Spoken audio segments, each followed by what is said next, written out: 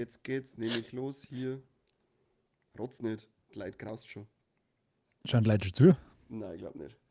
Schon her. Ich glaube, dass die Hälfte wieder nicht kapiert hat, was 7:30 bedeutet. Darf jetzt alle zuschauen oder hast du gerade wieder einen erlesenen Kreis zu lassen? Ich glaube das sowieso nicht. Ich glaube das sowieso nicht. Dass das auch nur einmal gestimmt hat, was da geschrieben wird.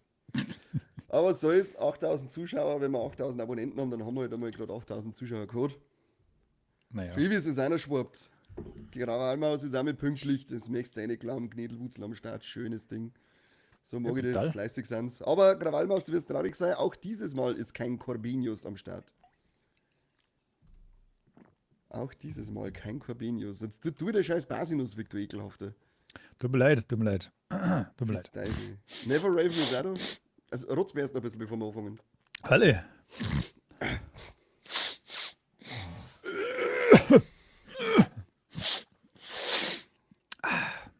Schnee im Sommer. So. Freizeit, Korbi. Ja. Können wir besser zocken, wenn man auf Putschmittel wie Koffeinshots ist. Oder Aufputschmittel wie Clubmate. Oder auf Putschmittel wie mit Streptokokken verseuchtes Leitungswasser. Wir haben einiges zu bieten. Ihr hört es schon. Und Ja, es ist auch wir schlimmer bieten als euch die- das mal wieder. Wo haben wir? Wo haben wir? Was? Den Toxru. Ja, da haben wir. Toxru. Mit SRUH. Toxru machen wir diesmal. Schaffen es. Wir Schaffen schaffen es. es, ja. Und wie wir vorher schon Oder- gesagt haben, es ist der letzte für 2024. Im letzten Chat hat übrigens der Neverraven nur einige Mal, wo ist nicht mehr was für Geld, heute Fotzen, sage ich da gerade. Gleich mal eine schöne Beschimpfung an die Community immer zum Start. Das ist immer Ganz genau. ein Zeichen von Aber Erfolg. Ich muss natürlich auf den letzten Chat einsteigen und mit dem dann anfangen. Es ist leider ist nicht anders gegangen, aber wie gesagt, heute Fotzen. Kauf lieber mal Supersticker. Genau, dann erkauft man sich auch das Recht, dass man es beschimpft. Genau, dann werden wir es vielleicht einmal ignorieren. Copinator ist auch da, Servus, der Jojo ist da, Servus, wer ist der Copinator? Den haben wir noch nie gesehen. Kaum stellt man die Sache auf öffentlich, gehen wir von dem die Leute rein. Brutal. Unglaublich. Grüß dich. unglaublich. Gnädelwutzler kommt gleich am Anfang voll mit den Infos einer, so, hau ab, wir haben uns ja nicht mal warm geschmerzt, was ist eigentlich los mit dir? Was ist mit dem los? Aber er hat jetzt ein Final Fantasy VII Rebirth durchgespielt und beendet und es ist sein Game of the Year. Ja, das ist schon mal gut. Da kommen wir später noch drauf. Und schon hat's die fetten Kohlen einer. Alter Schwede. Und auch noch ein Regenbogen, das mag ich. Schön für Rainbow Power. Hier. Wunderschön. Wie heißt Bedanken das? uns natürlich sehr höflich, wenn wir haben. Schon am ersten Schlag ein. Holen wir nach, das lassen wir eindrücken, waschen wir die Hände immer und dann, wenn wir uns wieder sehen, klatschen wir ein. Aber hallo. Hab ich wieder So. Timesplitters 2 angerissen. Geiler Shooter nach wie vor. Timesplitters habe ich leider nicht gespielt. Huber Christoph ist auch da. Habadere. Ja, schwappt es einer. Hast du gewusst? Die Info, die finde ich am spannendsten, die ich diesen Monat gelesen habe. Es ist eine Studie jetzt rausgekommen, die bewiesen hat, dass Mario Kart das stressigste Spiel aller Zeiten ist. Weil es im Durchschnitt die Herzfrequenz um 32,81% hochballert. Die Und ich haben wissen wir das. noch nie Elden Ring gespielt. Die kennen es heute. Die haben nur Leute genommen, Aha. die zocken können. Sind quasi die Freunde, die man sich holen kann auf Stufe Corby 7 von 10. Ja, genau. Wir sollten dann tatsächlich mal einen Mario Kart Stream machen, weil da geht es wenigstens richtig rund. Schlafen wir nicht zwischen Ja. die Runden rein wie bei Mario Party. Unbedingt, ja, unbedingt. Außer man hat einen Das- Geilty-Boy dabei, der die ganze Zeit warnt, dann kann man nicht schlafen, weil das ist, als jetzt ein Neugeborenes daheim. Ich hab meinen Stern gestohlen, das ist unfair.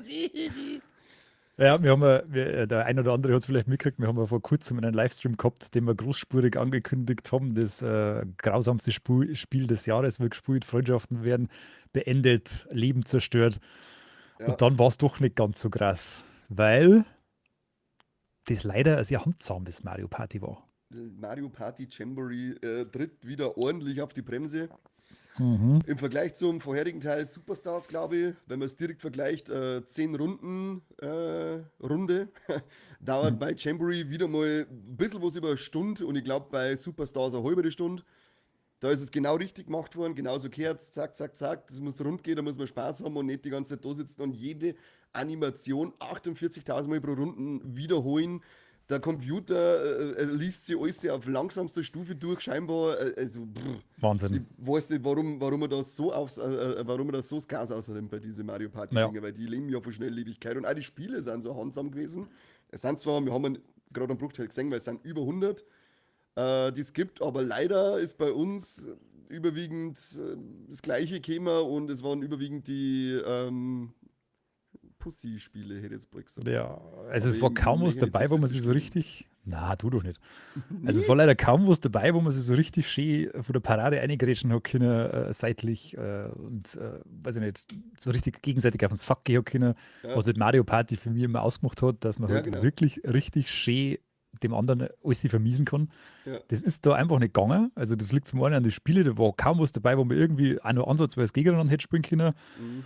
Und auch die Sterneverteilung war, finde ich, suboptimal. Es hat kaum welche gegeben, die am Schluss nur irgendwie alles sie umdrehen hätten können oder die irgendwie nicht zum Erahnen gewesen wären. Das ist alles so ein bisschen schade gewesen, fand ich.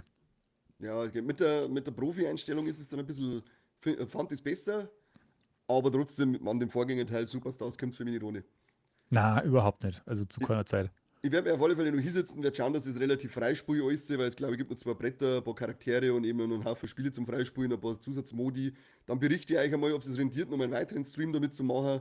Wenn wirklich alles freigeschaltet ist, vielleicht ist dann der Spaß ein bisschen mehr da und wenn nicht, dann machen wir einfach mal einen Mario Kart Stream, da ich sagen. Weil da glaube Natürlich. ich, da ist dann richtig, also da glaube ich ist wirklich kein Saler. Ich Ja, glaube, vor da allem, geht, weil das äh, äh, einfach nur Base ist, ja, teilweise. hallo, Herzfrequenz um 32,81% hochgetrieben. Mhm. Das Da ist eine brauche ich, nicht Ansage mehr, auf alle da Fälle. brauche ich vorher nicht mal Nase, damit wir da richtig abgängen. Kein Sternenstaub. Bei Mario Kart das ist keine klar. Ich glaube es auch nicht. Also, ich meine, es ist Winter, ich brauche was für die Nase zum Freiwerden. Nasitsch, glaube ich, heißt zum Beispiel das Nasenspray, das ich da oft kaufe. Das Beste aller Nasensprays. Wer hat das Na, nicht? Nasitsch ist so gut, diese. Ja, aber wie gesagt, also es haben eher ein paar von euch, glaube ich, zugeschaut. Was wie es euch damit gegangen ist, wenn es euch jetzt mal speziell auf Mario Party da reduziert habt, wie es ist.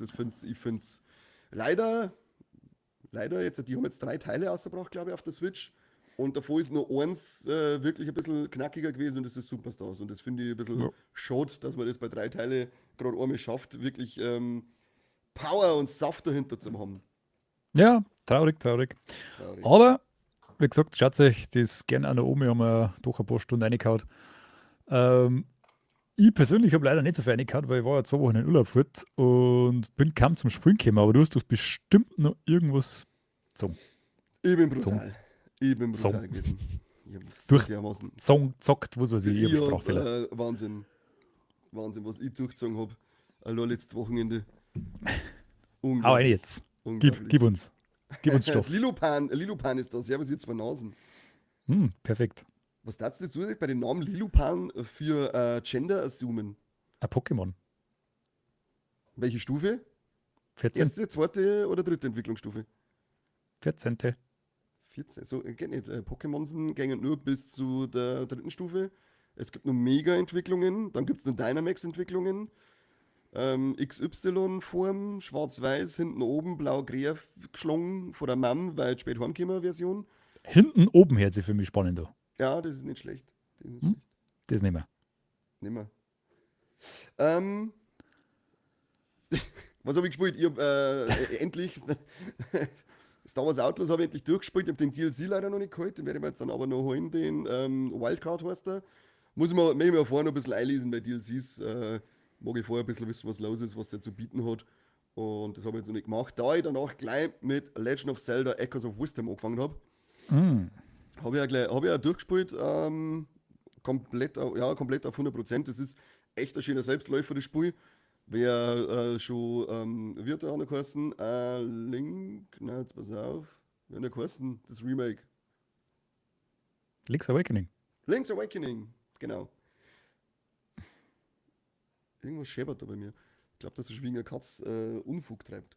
wer den Stil Menge hat, der ist hier auch wieder gleich gefangen. Ich finde den ultra schön. Vor allem die Umgebung, die so richtig schön plastisch ausschaut, als wäre das alles ein Plastikspielzeug. Taugt mir. Die Geschichte ist auch mal ganz cool. Man spielt ja, wie man es mittlerweile weiß, und die Prinzessin Zelda. die an Link bzw. Hyrule retten muss und das mit dem Stab der Weisheit und der Hilfe von dem kleinen komischen Viech namens Tree. Man hat einmal einen anderen Bösewicht auch dabei, als typisch bekannte Gesichter. Und alles, was zum Sammeln geht, ist irgendwie ziemlich ein Selbstläufer. Wenn man nur ein bisschen Neugierde in die Welt einsteckt, dann findet man so ziemlich alles auf Anhieb. Ich glaube, dass mir nach dem ersten Durchgang 5 Sachen vielleicht maximal abgegangen sind, die ich da nachschauen habe müssen. Ansonsten ist es wirklich schön der Hinlaufer. Es ist halt mal wieder oldschoolig, man hat seine Tempel, man hat Herzteile. Nicht so, wie es eben bei den vorherigen riesigen Teilen wie Tears of the Kingdom und Breath of the Wild war. Und da bin ich sowieso größer Fan von der Sache. Ich finde die Thematik mit den Echos ziemlich cool, die man da immer herzaubern kann. Du kannst dir Gegenstände merken, du kannst dir Gegner merken. Und mit den Gegenständen entstehen viel coole Rätsel. Da waren coole Sachen dabei, wo ich wirklich einmal mich hinsetzen müssen und habe spekulieren müssen, wie das jetzt am blöden Bau. Wo es ab und zu auch daran liegt, dass du, glaube 127 Echos oder so hast. Irgendwann verlierst du vielleicht ein bisschen den Überblick, was habe ich da noch genau. Da ist also diese Schnellwahlmöglichkeit ist nicht ganz so komfortabel. Da hat es ein bisschen Probleme in meinen Augen, weil wenn du halt doch einmal wirklich durchschauen musst, was kann ich jetzt halt hernehmen, dann hilft es nicht, dann musst du den Umweg ins Menü reingehen. Da ist nichts mit Schnellwahl, weil es einfach kacke ist. Kämpferei finde ich auch gewöhnungsbedürftig, weil du halt nur mit den Echos kämpfst. Selber kannst du nicht wirklich kämpfen, bis auf die Verwandlungsstufe in Link, die du machen kannst. Die ist aber auch wieder zeitlich begrenzt. Aber also man gewohnt sich relativ schnell. Sie haben es doch recht geschickt eingeführt und wenn du dann einmal ein paar geile Gegner dir gemerkt hast, dann marschierst du eh durch, die machen den ganzen Schaden. Dann kannst du dich gemütlich im Hintergrund hinstellen und als Link verwandeln und reinschießen mit den Pfeile oder sonst Dinge oder das Zeiger sammeln, was dumm runterfällt. Also gemütlich spurig, gemütlich Zelda auf 30 Stunden durchgehauen, schön zum Sammeln, schöne Welt und ab und zu ein paar schöne Kopfnüsse dabei gewesen für mich. Aber das ist auch schon die einzige Herausforderung, die es bietet und eben diese Rätsel, weil spielerisch, man verreckt zwar relativ oft, oder zumindest bin ich relativ oft verreckt, aber das hat halt dann eher mal daran gelegen, dass ich ständig in Schwerter oder sonst irgendwas von den Monster eingelaufen bin, die gerade mit meinen Monster gekämpft haben. Also, da hinten liegt nur ein Münzen, ein Rubin, da laufe ich jetzt nicht, oh verdammt, jetzt haben wir abgestochen, tolle Wurst. Also, man verreckt relativ selten, weil man es nicht kann, sondern man verreckt halt, weil man irgendwo ins Querfeuer reingekommen ist. Man kennt es, oder? Man kennt es. Ja, ja, ja. Am Herrn Penninger gefällt das übrigens. Der hat sie, unser Schnapsbrenner des Vertrauens, hat sie nämlich auch in Zelda Echoes of Wisdom gestürzt, nachdem er es nicht mehr geschafft hat, sie in den Elden Ring DLC eine zu hauen, weil es einfach skach geworden ist. Nachdem er so lange Pause gemacht hat, hat er sich gedacht, spielt er lieber ein Cozy Game. Und er jagt jetzt eben auch als Zelda durch Nintendo-Welt. Tja, habt ihr was Schönes Alles richtig gemeinsam, gemacht. ja? Also im Vergleich zu Elden Ring ist es wirklich ein schönes, handsames, gemütliches Spielchen, bei dem man sich nicht zu sehr aufregen muss, bei dem man die Welt schön gemütlich erkunden kann. Wie gesagt, wer Fan von Link's Awakening war, dem wird das sicherlich auch gefallen, weil allein der Artstyle, finde ich, der ist super schön, der ist gemütlich zum Anschauen, das macht Spaß. Das Einzige, was ein bisschen, ich glaube, technisch ist mir mal aufgefallen, wenn man zu viel Echos oder so raushaut, dann hat es gefühlt immer ein bisschen geruckelt. Aber das war schon das einzige Thema, aber es liegt halt wahrscheinlich jetzt auch einfach schon langsam am Alter der Konsole, wo es nicht dazu Ja, kommt. Vielleicht ja. soll man schon langsam eine neue raushauen. Mal gucken, was da noch kommt. Aber ich kann Zelda Echoes of Wisdom nur empfehlen. Und habe dann gleich das nächste Cozy Game reingehauen. So gut. Mario Luigi Brothership habe ich gleich noch angefangen. Das prädestinierte Koop-Spiel des Ganzes. Genau. Erstmal fettes Danke. Der Sesselseppel hat uns Supersticker geholt, gespendet ist es oder ist es eine Spende, ich weiß nicht, aber ich sage danke, vielen Dank. Mille grazie. Ja, da ist auf alle Fälle auch Lingus drinnen vom Corby. Ja genau, Sepp und ich haben uns gedacht, als das Spiel angekündigt worden ist, geil, das wird sicher ein Koop-Spiel, das streamen wir dann. Deswegen haben wir dann ein Mario Party streamen müssen, weil sie dann rausstellen, dass Mario und Luigi Brothership kein Koop-Spiel ist, leider Gottes. Absolute Frechheit. Absolute Frechheit. Ist echt richtig, richtig dumm, dass die da keins draus gemacht haben, weil jetzt auch, wo ich angefangen habe, ist es cool, hat auch einen coolen Grafikspielstil, ich mag den Cell-Shading-Look von Haus aus gern. Macht Spaß, hat den netten Mario-Humor, den man kennt aus den RPGs, wie jetzt eben das Super Mario RPG, das wir miteinander gespielt haben, oder die Paper Mario-Teile. Aber es war halt einfach noch geiler, wenn man das zu zweit auf der Couch spielen kann. Das absolut vergebene Chance. Weiß ich nicht, was das soll. Keine Ahnung. Was ist denn jetzt eigentlich genremäßig spielerisch? Wie muss man sich das jetzt eigentlich vorstellen? Haben wir mehr so ein bisschen Es ist, Mario RPG oder? ja, genau, es ist ein Ja. Rollenspiel wie Paper Mario, wie Mario RPG. Mir erinnert für mich ist es ein bisschen so ein Klon aus beiden, weil du hast so die begrenzte Spielwelt aus Mario RPG und bei Paper Mario ist es doch alles gefühlt ein bisschen offener.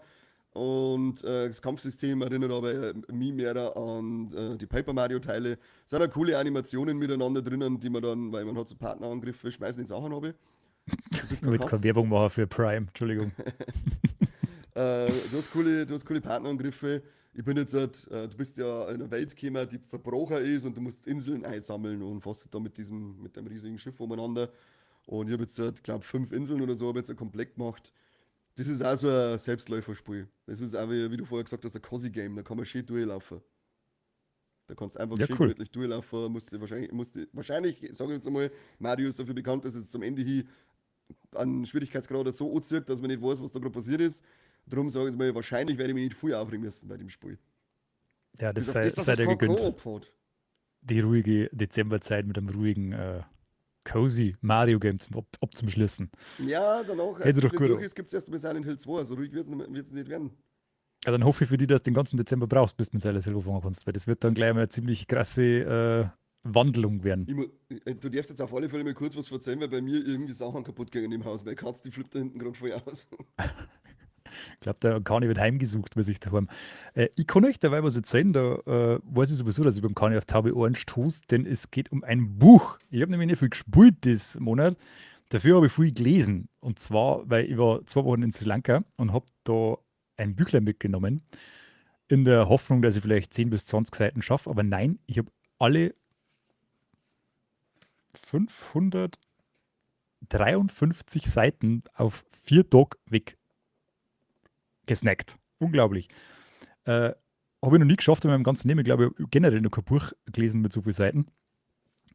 Was aber auch für das Buch spricht, denn das liest sie wirklich grandios, heißt Morgen, Morgen und wieder Morgen von der Gabrielle Sevin.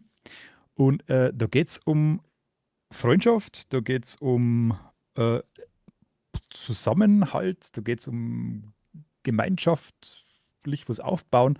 Es handelt um 2 Freunde, die sie aus Kindeszeiten schon kennen und im Laufe ihrer Erwachsenwerdung zu Spieleentwicklern werden und dann gemeinsam ein Studio aufbauen und mit ihrem ersten Spiel einen ziemlichen Hit landen und dann eben erfahrt man halt, wie eine Beziehung zueinander verläuft, was der Erfolg mit einer macht und so weiter und so fort. Und es ist wirklich ziemlich geil. Also, selten so ein gutes Buch gelesen. Kann ich nur empfehlen. Was haben wir jetzt bei Lesollusion? Habe ich es nicht gesagt? Ich habe es euch gesagt.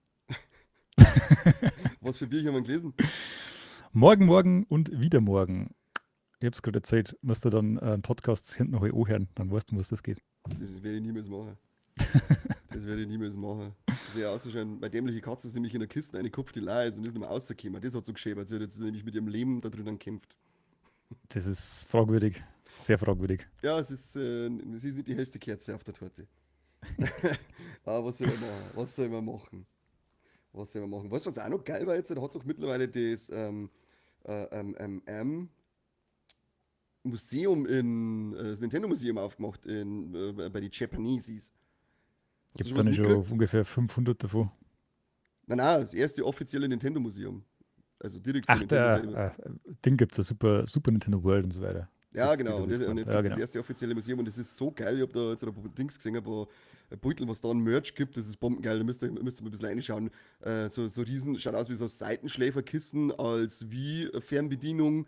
Nintendo 64 Controller als Kissen vom Famicom, also vom NES. In Japan war es der Famicom in dem seinem Stil, in Rot-Weiß. Also, ich bin der Ernten, weil ich müsste halt eigentlich mit einem Frachtcontainer heimfahren, um meinen ganzen scheiß Merch mitzunehmen. Gibt es Bombengeil. unbedingt hart verdientes Geld für Plastiksachen von Nintendo aus? Das ist Hallo, das waren Kissen, habe ich gerade gesagt, überlebenswichtig. du dummer Mensch, du. Aus Plastik recycelt wahrscheinlich. Wahrscheinlich, ja. Einen coolen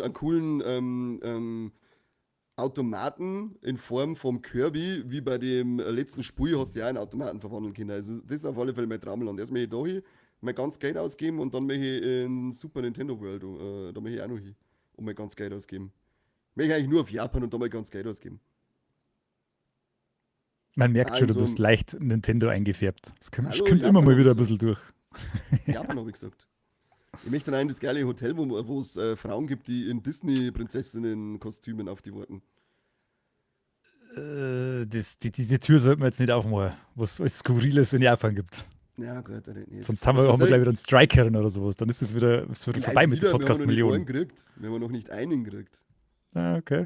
Wir haben wirklich alles dafür. Wir kriegen nichts dafür. Ja, das ist wahr. Wir kriegen mal keinen Strike, wir kriegen mal keinen Shitstorm, irgendwas passt da nicht. Aber ich war jetzt Na. zu Gast beim Berliner Podcast und habe da angekündigt, dass wir gerne mal einen Shitstorm hätten. Vielleicht funktioniert es dann.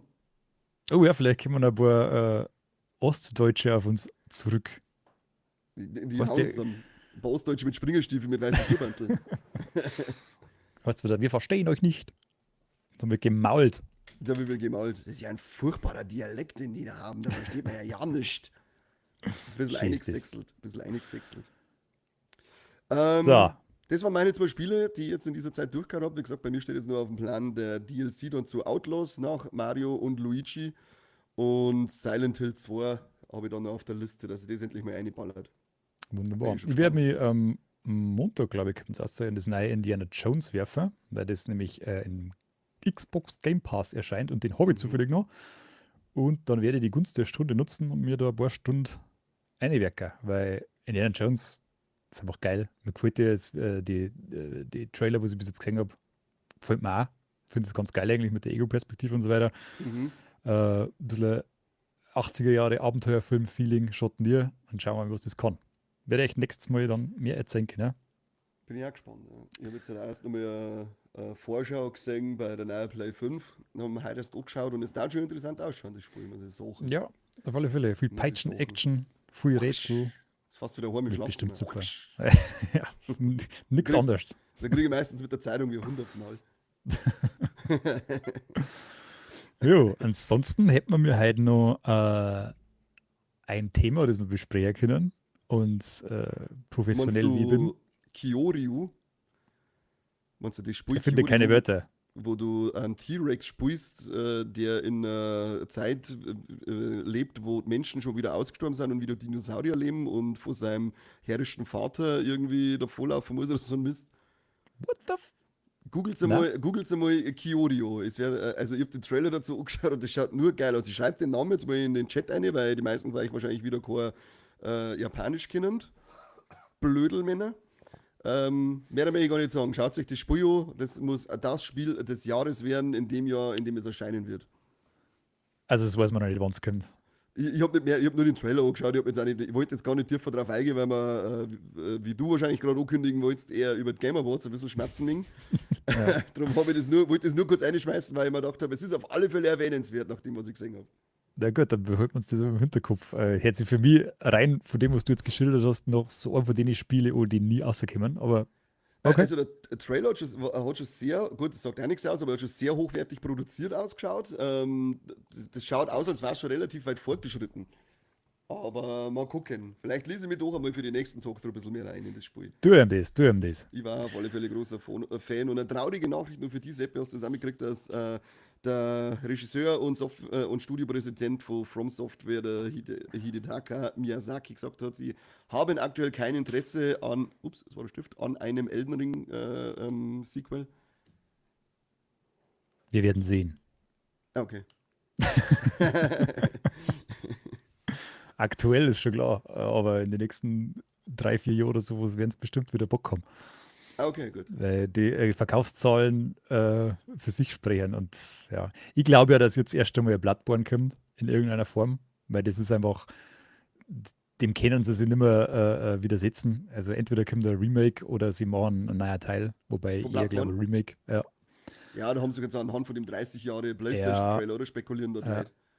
da ist der Spekulatius wird da wieder groß gebacken, aber Mhm. das ist sowieso schon längst überfällig. Ich glaube, dass da auch schon lang was in der Mache ist, aber wir werden sehen. Und was du groß sprichst, wegen dem Trailer aus der PlayStation, hast du schon mal eingeschaltet? Na, meinst du aber wegen dem Style, den es jetzt gerade gibt? Ja, haben einen fetten Anniversary Ladebildschirm. Also es schaut jetzt ist wieder aus wie der PlayStation 1, wenn der Ladebildschirm kommt und so weiter. Ist ziemlich schmuckes Design. Muss ich mal heute nochmal kurz anschauen. Ich habe es jetzt aufgrund dessen, dass jetzt halt wieder sehr Nintendo-lastig. Entschuldigung, Leute, das tut mir fast nicht leid. Aufgrund dessen, dass ich jetzt sehr Nintendo-lastig unterwegs war, habe ich PlayStation 5 gar nicht stark gebraucht. Du es. Besser für die. I do this. I will do Das this. ist nämlich auch gerade zeitlich begrenzt. Also wer sich das anschaut, mehr jetzt so jetzt bald da, weil So wie keiner die, weiß, wie lange das hält. so wie die PlayStation 5-Version in der PlayStation 1 Optik zeitlich begrenzt war und dann schon wieder 48 Milliarden 1000 € kostet. Ich hasse Scalper so viel. Ich hasse Ja, alle. Das das ist so macht zum nur- Kotzen. Du bist selber einer. Die machen nur Arschlöcher. Das machen nur Arschlöcher. Ich scalpe überhaupt nichts. Ich hab mir einmal Alle, du was scalpst alles, was du scalpen kannst. Du bist meistens schlecht kannst dazu, mir aber nicht du leisten, schaffst. dass man so viele Sachen auf einmal kauft, wie die, um das weiter zu verticken. Ich müsste am ersten Mal ganz großzahlig verschulden. Ja, trotzdem hast du es schon da. Also, Ich habe einmal was gekauft, was man dann dachte, wie brauchst du, dann habe ich es weiterverkauft. für wie viel? 100 € mehr oder 150. Aha, Selber schuld, wenn der Trottel das für so viel Geld kauft. Frechheit. Dann musst du mal früher aufstehen. Es ist unmöglich meistens, weil das Ich bin ins einfach. Geschäft gefahren. Ja, gut, du bist Oldschool-Scalper quasi. Du bist Ja, mit reingefahren. richtig durch Tier gegangen und so. Ich hab's alles Krass. verkauft, den ganzen Sagen die schon alle für sie, alle. Alles. Ich brauche 46 Playstations. Viele, viele Kinder. Gut, haben wir noch irgendwelche halbgaren News, die wir zwischenschirmen möchten, oder gehen wir jetzt immer ins Eingemachte? Eigentlich, glaube ich, haben wir nichts mehr, oder? Wunderbar. Dann schauen wir uns doch an, was jetzt zum Jahresende noch ansteht, und zwar die Game Awards. Und da es natürlich ein bisschen langweilig war, wenn wir jetzt einfach nur alle so ohne weiteres durchgehen, habe ich mir gedacht, machen wir ein kleines Spiel daraus, und ich habe eine Liste vorbereitet, in der alle Kategorien und Titel haben und 2 Spalten mit den Namen Seppi und Kani. Mhm. Und da kann jetzt immer jeder sein Kreuzchen setzen bei dem entsprechenden Titel. Aha. Und wer die meisten richtig hat, darf den Versager, der es nicht so gut gekriegt hat, bestrafen. Na, habe ich keine Lust drauf. Doch, auf alle Fälle. Treue, Da habe ich so treue Hörer, überhaupt keine Lust drauf. treue Hörer und treue Zuseher kennen das Prinzip vielleicht noch. Ich sinne auf Rache. Ich weiß nicht, ob wir so treue Hörer und Zuschauer noch haben, die das damals schon mitgekriegt haben. Ah, bestimmt, der eine oder andere kennt das noch. Oder Ich habe hat, überhaupt oder eine hat, war, Vorbereitungszeit gehabt. brauchst du nicht, weil diese Strafe werden wir nämlich an uns nicht mir ausdenken, wahrscheinlich, sondern Wahrscheinlich. Ihr werdet das machen. Habt es richtig gehört. Ihr dürft euch was überlegen, beziehungsweise wir stellen euch was vor. Das wissen wir noch nicht genau. Wir geben mir eher was vor und sie davon dann abstimmen, weil am Ende heißt, wir müssen uns was für sie vor dem Schweinsrudel vergewaltigen lassen oder selbst. Ja, weil das durchzulesen war vielleicht ganz amüsant. Prinzipiell schon, aber dann wäre die wieder geiler und sage, dann machen wir es und bla bla bla. Was, Ja, kommt der ganze ja, Scheiß stimmt. da wieder. Wir geben euch eine Listen vor, auf alle Ich Fälle. werd's vorgeben. Wir haben ja noch ein bisschen Zeit bis zum 14. Dezember, wenn die Game Awards haben. Bis dahin stellen wir da sicher was auf die Beine, Corby. Und ihr könnt dann euer Voyeurismus freie Fahrt geben und auch zuschauen, wie wir uns Schmerzen zufügen, seelisch und körperlicher Art. Genau, genau. So muss es sein. Insta-Check ist. Wir haben, genau, wir haben ziemlich viele Kategorien, das wir aufgeführt, wie ich die Listen erstellt habe. Einer war dabei, wo ich echt sagen muss, sagt dir der Name Zywu was oder Zmiek oder Alexip oder Jovi oder 33 oder Faker? Ja, kenne ich alles. Ja. Das sind die besten E-Sports-Athleten, die Nominierten. Wahrscheinlich habe ich ja 3/4 von den Namen jetzt ein bisschen dad-mäßig ausgesprochen. Die Kategorie da die ganz streicher. Ja, wir können ein paar so Kategorien vielleicht einfach Ja. Selbst mit Game Bi- Genau. Die Katze ist schon wieder in den Schachtel eingesprungen und kommt jetzt gleich wieder nochmal aus. Aber naja, Was ist mit dir los? Was ist mit ich dir weiß los? nicht, was mit dir los ist. Ich würde mal sagen, Best E-Sports Athlete und Best E-Sports Team können wir getrost löschen. Ja, die da mal weg. Die da mal Best E-Sports Game, da die auch auszunehmen, weil keiner von uns jemals League of Legends gespielt hat oder spielen wird oder Valorant Genau. oder Counter-Strike oder Dota oder sonst irgendwas von dem ganzen Mist. weg. Dann so ein Schmarrn wie Game of the Year, da mal auch weg. Ja, genau. Scheiß. Best Sports und Racing Game,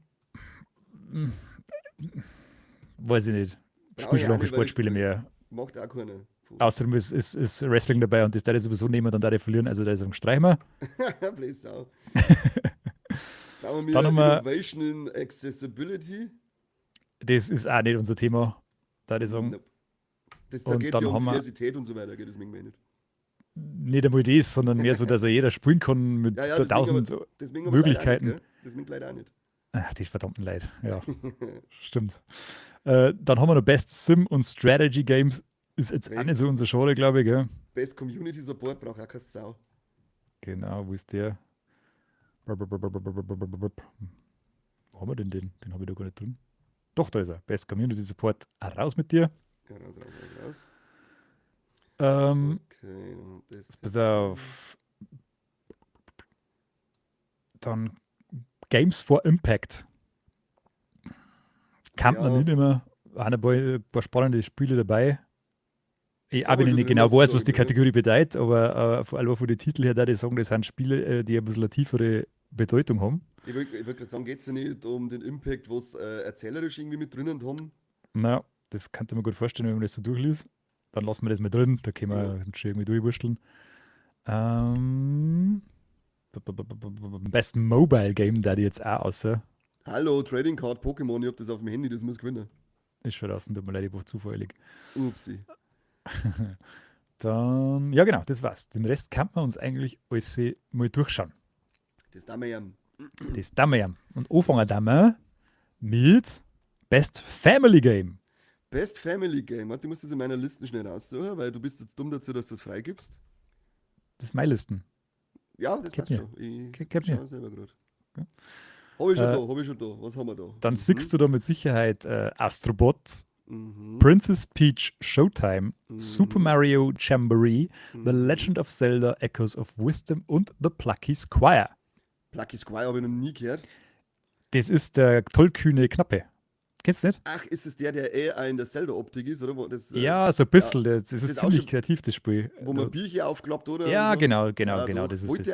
wollte eigentlich spielen. Das muss man jetzt tatsächlich noch mal aufschreiben, weil das hat mich voll interessiert. Das gefällt dir mit Sicherheit. Ich habe da schon ein bisschen eingespielt, weil das im PlayStation Premium-Abo drin war. Ich weiß nicht, auf welcher Basis-Dings ist, glaube ich, nicht drin, aber der mittleren Stufen oder sowas kannst du spielen. Da habe ich ein bisschen eingespielt. Es ist wirklich unwahrscheinlich kreativ. Es ist Mhm. Core-Level wie das andere so quasi, aber es ist halt auch wirklich sehr, sehr einfach. Also, Okay. auf dir Ja, gefällt das garantiert. wenn es den kreativen Part gut Ja, genug abdeckt, dann bin ich da schon zufrieden. insofern ist das ja sehr gut aufgekommen in der Kategorie. Mhm. Super Mario Party Jamboree haben wir gerade schon ein bisschen besprochen. Werden wir wahrscheinlich beide nicht so als den großen Hit singen in der Liste. Ich meine, wie es Ich bei jetzt dir auch nicht, schaut, ich ne? da jetzt nicht, ich traue es ihm nicht zu, dass es kriegt. Mein Vote geht an Astrobot. Ja, ich schwank jetzt gerade nur zwischen Astrobot und Legend of Zelda in dem Fall. Ha. Ich muss ganz ehrlich sagen, ich habe Astrobot noch nicht gespielt, aber ich habe viel drüber gelesen, viel drüber gesehen und ich werde das jetzt auf alle Fälle dann spielen. Wenn es nicht mehr auf 80 verdammte Euro kostet, Sony, dann soll es meins sein. Wer bestimmt eigentlich, wer da gewinnt? Das ist ja. Das ist Jury. Haben die Das da kann noch. man vielleicht noch kurz ansprechen. Einerseits, es gibt eine neue Regel dieses Jahr. Es werden mittlerweile auch Erweiterungen, neue Seasons, DLCs, Remakes und Remaster in sämtliche Kategorien mit aufgenommen, wenn es die Jury für die kreative und technische Arbeit für erachtenswert hält. Das ist schon mal neu. Das heißt zum Beispiel auch, dass der Elden Ring DLC als Best Spiel nominiert werden kann. Und dann gibt es eben nur den Players Voice Award. Und da votet die Community. Da kann sich jeder umhängen und kann bis zum 4. Dezember, also Stand heute Morgen, seine Stimme abgeben. Dann stehen 30 Titel zur Auswahl. Das schauen wir uns am Schluss dann nochmal an. Da die sagen. Okay. Der Rest wird von Jury gewählt und ich war da auch schon mal dabei. Das ist relativ Pause. unspektakulär. Du kriegst da, du kriegst da eine Tabelle geschickt, setzt dein Kreuzel drunter und dann schickst du es wieder zurück. Also, das war's. Es werden da verschiedenste Magazine angeschrieben. Da ist eigentlich alles dabei, das ein bisschen relevant ist in Sachen Metacritic und so weiter. Also alle gängigen Magazine, die ich irgendwann schon mal gelesen habe, können da mitmachen. Werden halt dann die Autoren befragt, die sich mit den Spielen einigermaßen auskennen und die voten dann dafür. So läuft das ab. Ah. Gut, also, Dann hast du dich entschieden? ich bleibe jetzt einfach aufgrund dessen, dass ich ein Fanboy bin, im E-Zelda. Super, das heißt, ein Punkt für mich, das mag ich. Oh Gott, hoffentlich geht es wieder so geil aus wie im Wrestling. Hau ab. Nie wieder. Das beste Erlebnis meines Lebens, glaube ich. So, Kategorie dann 2, raus damit, du Sau. haben wir ein kleines Kontrastprogramm. Erst haben wir das beste Familienspiel gehabt, jetzt schnappen wir uns das beste Action-Game und da haben nominiert Black Myth Wukong, Call of Duty Black Ops 6, Helldivers 2, Stellar Blade und Warhammer 40k Space Marine 2. Deine Erfahrungen mit genannten Titeln? Ich habe Stellar Blade beim Corby zugeschaut, habe über Black Myth Wukong ein Video gesehen, über Call of Duty auch. Warhammer habe ich den ersten Teil gespielt und zweiten Teil einen Test gesehen. Helldivers habe ich überhaupt keinen Schimmer. Damit habe ich null Berührungspunkte. Ich habe Stellar Blade gespielt, ist ein fantastisches Spiel. Das ist wirklich göttlich gut. Ich habe Space Marine 2 gespielt, das ist ein Actionbrett vor dem Herrn, aber sehr eintönig. Ja, war der erste Teil auch schon. Deswegen glaube ich, wird es dann nichts holen können. Call of Duty ist Call of Duty, also weiß nicht, sorry, aber na. Hat er anscheinend recht Und dann, Probleme mit dem, soll anscheinend im Multiplayer sogar recht versagen. ja, das ist, ein Haufen Cheater müssen drin sein, die Ranglistenspiele. Ja, auch von dem die Design, Skills. weil die Spawnpunkte sind anscheinend, also die Technik, wie man jetzt spawnt, ist anscheinend ultra beschissen. Dann haben sie auch irgendwas geändert, dass Spieler teilweise nicht mehr gescheit sichtbar sind hinter irgendwelche Objekte. Das war vorher anscheinend irgendwie ein bisschen anders gehandhabt. Das haben sie jetzt auch geändert. Also ich habe heute erst einen Bericht darüber gesehen, dass gerade in der Multiplayer-Kampagne noch ziemlich viele Probleme haben. Ja gut, die kommen ja aber am allerwertesten lecken, die Multiplayer-Kampagne, weil das sowieso nur was ist für 14-Jährige. Dafür soll das Aber die, Zombie-Spiel cool sein. genau, Der und die Zombie-Part soll Singleplayer-Kampagne soll auch sehr gut sein. Ja. Also, das ist jetzt nicht unbedingt das schlechteste Call of Duty aller Zeiten, glaube ich, diesmal. Ähm, aber trotzdem ist da für mich eigentlich nur Black Myth Wukong wählbar. Also, das ist so krass durch die Decken gegangen und das hat Ja. so krass verkauft und jeder hat so gefeiert. Das kriegt das Ding. 100 Pro, ja, da bin ich auch dabei. Das ist Wukong. Also, du nimmst dann Call of Duty, gell? Habe ich Ich gehört. nehme Call of Duty 6, aber bitte extra einen Multiplayer-Part. Okay. Also, auch Black Myth sagst du. Gott sei Dank wird das aufgenommen und ich kann dann im Nachhinein sagen, was er gesagt hat, der Bläser. Das darf nicht so richtig über den Tisch zeigen. Das ist korrekt. Ja, Das ist ein korrekt. Ossis. Ein Ossis. Ich hätte jetzt da noch eine Kategorie erinnert, Best Fighting Game. Weiß ich nicht, wie du da aufgestellt bist. Überhaupt Also nicht, ich- weil das einzige Fighting-Game, das ich spiele, ist Super Mortal Smash Kombat. Brothers. Oder Smash Brothers. Ja, okay. Haben beide Und nicht du? dabei. Was war das erste? Mortal Kombat oder Smash Ja, Brothers ist stimmt. beides nicht dabei. Und du spielst, Äh, glaube ich, gar keins, oder? Mortal Kombat spiele ich tatsächlich schon gern. Da finde ich auch den Story-Mode immer ziemlich geil. Die habe ich aber relativ schnell durch. Aber ich bin echt schlecht drin. Das hast du vielleicht schon mal festgestellt, wenn wir uns hin und wieder mal geprügelt haben. Ich bin auch nicht Digital. gut. Ich spiele das Ich erste Mal, bin spiele eher ich so dafür der zu Knopfdrucker. Ja. selten. Ja, genau. Ich kann es mal schnell vorlesen. Wir haben ein Dragon Ball Sparking Zero, wir haben ein Grand Blue Fantasy vs. Rising, wir haben ein Marvel vs. Capcom Fighting Collection Arcade Classics, Multiverses und Tekken 8. Und ich habe keine Ahnung. Kann alles super sein, kann alles beschissen sein. Wahrscheinlich wird es Tekken, aber wir können die Kategorie ja genau ausstreichen. Ja, schreiben wir es für mich aus. Ich da zwar, vielleicht setzen wir es in Klammern und Raum einfach mal ins Blaue, weil ich da jetzt einfach mal auf Dragon Ball Sparking Zero setzen in dem Fall, wenn wir tippen würden, aber wir müssen es ja nicht als zählende Kategorie mitführen. Okay, ich Gerade der Neugierde dann halber mal, mal. ich nehm dann mal Tekken und setze das Ganze auf hellrosa. Dann wissen wir, das zählt wahrscheinlich nicht. Wahrscheinlich, genau. Das gehen wir als Stichpunkt, Genau, nehmen praktisch. Wenn das ist eine es gute Idee. Gleichstand war, dann. Sehr gute Idee. Ich habe so machen wir. gute Ideen, bin so geil. Wahnsinn, bist der Macher. Wahnsinn, ich bin einfach Maschine. ich bin ein Ideengeber. Im Fußball war ich Ideengeber.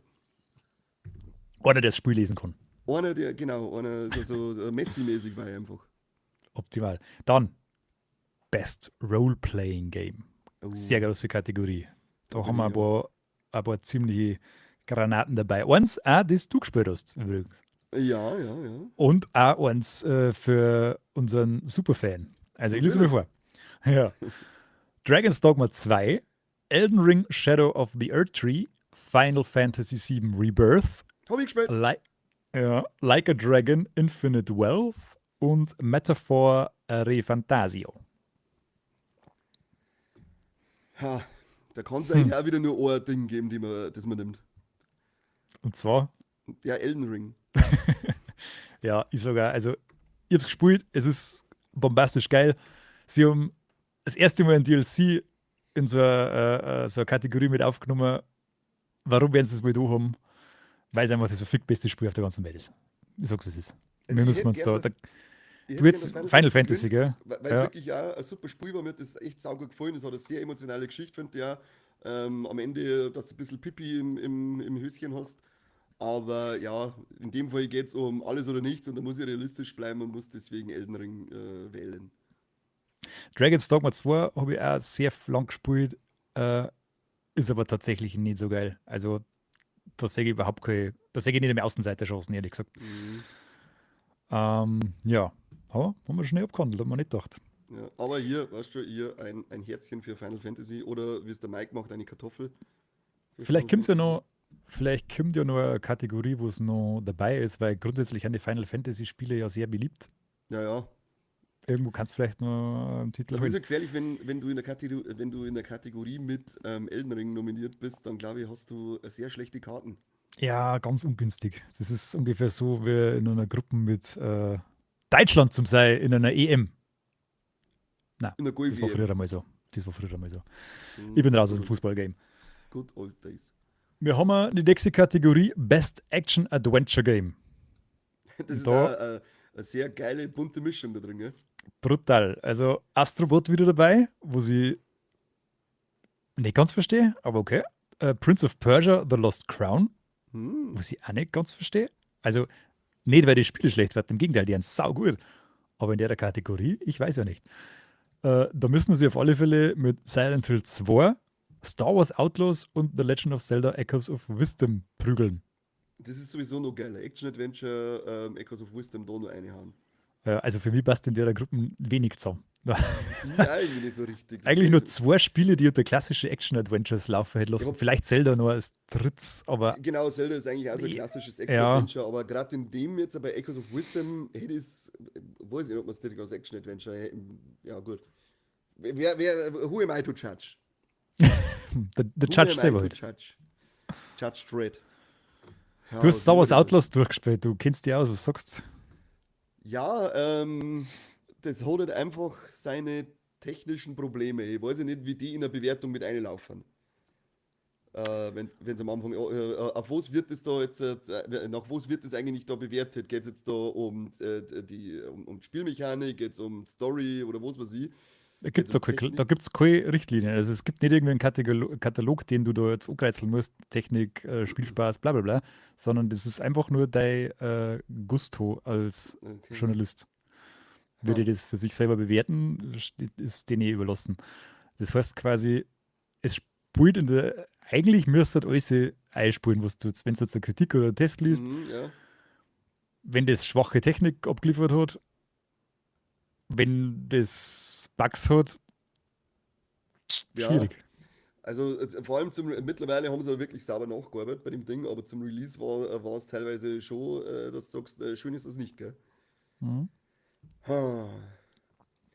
Auf der einen Seite, also so mein Fanherz da jetzt sagen, gib Outlaws diese Trophäe, die hätte es verdient. Meine Fanbrille möchte natürlich, dass Zelda nochmal was gewinnt. Ich hätte aber Bock, dass ein Außenseiter wie Prince of Persia, das in dem Fall als vollkommenen Außenseiter sehe, Total, leider. gewinnt. Aber ich glaube, ich gehe jetzt da einfach mal auf Silent Hill oder Astrobot. Ich glaube Astrobot. Ich nehme jetzt Astrobot. Okay.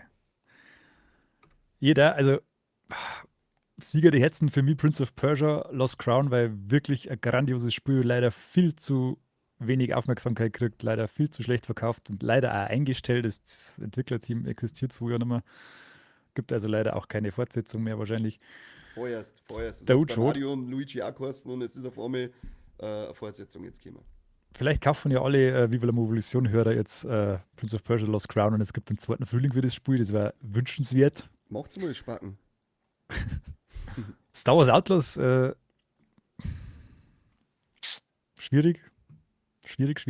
Es ist auch nicht so gut angekommen insgesamt.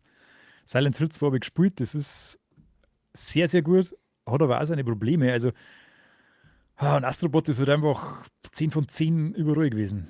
Nur, ich finde, in der Kategorie passt es halt nicht und deswegen sage ich Silent Hill. Wird spannend. Wenn sie auf einmal sagen, jetzt ist Astrobot Kehrer gar nicht in die Kategorie, das wird jetzt nicht. Ja, ich glaube halt einfach, dass das woanders dafür umso mehr da abrammt. Hoffe jetzt einfach mal. Dann, Most Anticipated Game, also das meist erwartete Spiel. Das muss ich Hast du eins, ohne dass du auf die Listen schaust? Meine meist erwartetes Spiel Mhm. für die nächste Zeit, würde ich sagen, das Remake von Metal Gear Solid 3. Passt, ist nicht drauf. Ist es Dann echt überhaupt? Ich in meiner Liste nicht. So aber krasse Spiele dabei. Du. Death Stranding 2 on the Beach, Ghost of Yotai, Metroid Prime 4 Beyond, Monster Hunter Wilds und, da sitze ich jetzt einfach gleich mit meinen Haken, ohne dass ich mehr dazu sage, Grand Theft Auto 6. Ja. Wer soll jetzt denn sonst werden? Sagen wir jetzt da noch groß schmerzen? Für mich war es ehrlich gesagt tatsächlich Death Stranding 2 und Ghost of Yotai. Die haben wir tausendmal lieber für das blöde GTA. Auch wenn GTA super spaßig werden wird und alles überscheinen wird, was es jemals noch geben wird. Aber die anderen zwei Spiele interessieren mich tatsächlich mehr. Bei dir, schätze ich mal, steht Metroid Prime hoch im Kurs. Bei mir natürlich, also Metroid Prime 4, auf das Wort ist schon so lang. Ja. Auf das hätte ich schon so lange Bock, aber ja, das ist schon sehr. Monster Hunter interessiert mich gar nicht, weil ich noch keins gespielt habe. Nein, wir nicht. Aber also die anderen Dinge, aber ja, Grand Theft Auto 6, da kannst du nicht drum rumkommen. Das Werden wir nicht drauf vorbeikommen, ne? Schade. Den Punkt werden wir uns teilen. Dann haben wir noch eine Kategorie, die ich davor beim Streicher übersehen habe, die nennen sie Content Creator of the Year und da weder der Mike Less noch Viva la Movolution drinstehen, lösche ich das jetzt. Weg! Frechheit. Sind das irgendwelche Streamspacken, oder? Ja, keine Ahnung. Der Caseo, der Iloyuan, der Techno Gamers, der Typical Gamer, der Usado Picora. Wahnsinn. Lauter Versager. Lauter Versager. Wie es die da reingeschafft haben, die sind sicher von unten aufgegangen, wer die wenigsten Zuschauer hat. Aha, wahrscheinlich ist es ganz was anderes und es geht gar nicht darum, dass Streamer sind und wir sind einfach nur dumm. Dann gibt es eine Kategorie, die ist ein bisschen unfair. Best VR AR Game. Ich hab's im Vorteil, gell? tatsächlich alle gespielt, aber du halt wahrscheinlich kein einziges. No! Deswegen lassen wir die mal aus. Ich gehe jetzt einmal kurz durch, dass ihr es alle gehört habt. Arizona Sunshine Remake, Asgard's Wrath 2, Batman Arkham Shadow, Metal Hellsinger VR und Metro Awakening VR. Das Metal Hellsinger, ist das, was auch wieder mit Musik irgendwie gesteuert wird? Da gibt es ein normales Spiel, das ist zuerst rausgekommen, ja, letztes Jahr schon oder vorletztes Jahr. Da bist quasi im Rhythmus von Metal-Songs musst du deine Gegner abballern. Das ist eine Mischung aus Doom und Rhythmus-Shooter. Das ist eigentlich ziemlich geil. Ist aber eigentlich kein wie VR-exklusives, oder? Das VR-Ding haben sie noch. Nein, das ist, genau, da haben sie dann später nur eine VR-Edition ausgebracht, die dann nochmal von Grund auf für VR entwickelt worden ist. Tatsächlich hat das aber mit Probleme zum Kämpfen und das ist nicht so toll. Deswegen sehe ich da keine Chance. Metro Awakening ist ein sehr gutes Spiel. Die Metro-Reihe ist ja sehr beliebt. Ja. Metro Awakening. Ja, nicht. Metro Awakening habe ich selber schon ein bisschen angespielt. Ist auch sehr gut, hat aber auch ein paar Schwächen. Asgard's Wrath 2 ist ein endlos High-Budget, riesen Open-World-Spiel von Meta selber. Ist krass gut, hat aber auch natürlich wie alle Open-World-Spiele einen Haufen Kacke drin. Arizona Sunshine Remake Arizona Sunshine ist ein Klassiker für ja, Zombie-Shooter, das Remake sehr gut umgesetzt, aber halt auch nicht mehr als eine Ballerbude und deswegen wird es Batman Arkham Shadow werden, kann ich euch jetzt schon sagen. Das ist richtig gut. Habe ich auch schon im Podcast ein paar Mal gesagt. Aber die Kategorie ist natürlich die ist unfair. Außer Konkurrenz. Die ist unfair. Nächstes Mal wieder über den Tisch ziehen, du Schwanz. Exaktamente. So, jetzt haben wir wieder, wo wir beide schlecht sein werden. Best Yay. Debut Indie Game. Wo haben wir es? Da habe ich es. Okay. Kenne ich nicht eins, So. außer Plucky Squire mittlerweile. Genau.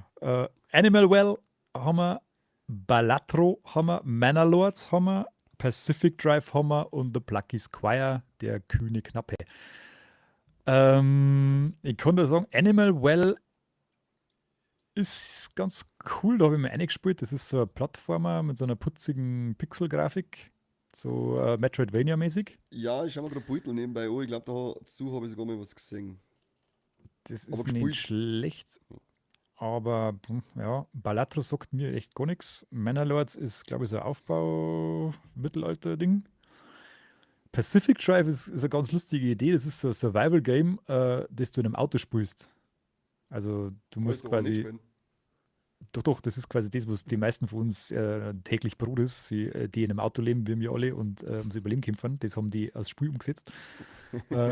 Kann ich aber nicht mehr dazu sagen, habe ich nicht gespielt. Und da haben halt der kühne Knappe und der kriegt mein Gereizel, sage ich dir ganz ehrlich. Ich würde gerade sagen, da ist der einzige, den ich wirklich kenne. Und das als Spielen möchte und das wunderschön ausschaut, gebe ich auch Ja. den kühnen Knappen. Ich finde zwar Animal Well auch, was ich da gesehen habe, fand ich auch ganz cool. Ja. Aber Plucky Squire schaut besser aus. Ja, der Neverraven schreibt es eh schon, gerade Balatro ist also ein komisches Kartenspiel und bei so komischen Kartenspiele auf der Playstation oder auf dem PC oder sonst irgendwas, da bin ich raus. Ja, das sind wie die Psychopathen, die dann das Yu-Gi-Oh! Kartenspiel auf der Playstation spielen. Ja, genau. Ganz komisch. Geil, Sind sie ja nicht, ja, ich wollte gerade sagen, sind so Leute, die Risiko auf der Playstation spielen, gell? Ja, genau. Monopoly und so. Und Monopoly, oder du gespielt, der Schweinskopf. Und dann so, ja, während Corona, ja, und dann kann ich trotzdem was gescheit spielen, Vollidiot. Unglaublich. Wahnsinn. Dann gibt es noch eine weitere Indie-Kategorie, und zwar das beste Indie-Spiel. Und da ist jetzt der Plucky Squire nicht dabei, Geil. sondern wieder Animal Well, wieder Balatro.